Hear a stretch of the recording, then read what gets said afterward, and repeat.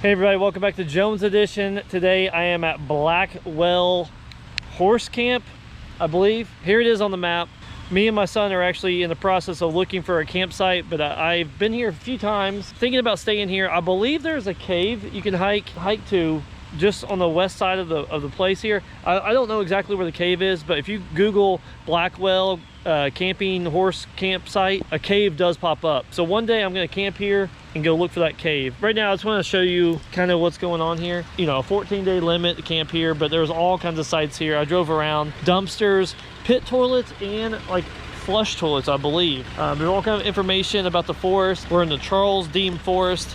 We're actually gonna go camp somewhere else, try to get away from other people. The rain actually feels amazing today. It's like 98 degrees. The rain is definitely cooling everything off. Not good for the firewood because I don't have any, so we're gonna have to scavenge for that. But we're gonna go find a spot. Miles is getting a little antsy. We've been driving for a while. We actually tried to go to another spot here. I might make a separate video on that, or that's gonna be a part of my camping video. Allen's Creek did not turn out as planned. If you have a camper or horses and it is dispersed camping, there's no electricity, there is water here. You can hook up and fill up like your containers and everything like that, toilets. So it's primitive, but it's not as primitive as the forest can be. So this is a pretty good spot, especially if you have like a group, church group, youth tent camping type stuff. This will be a great place for that.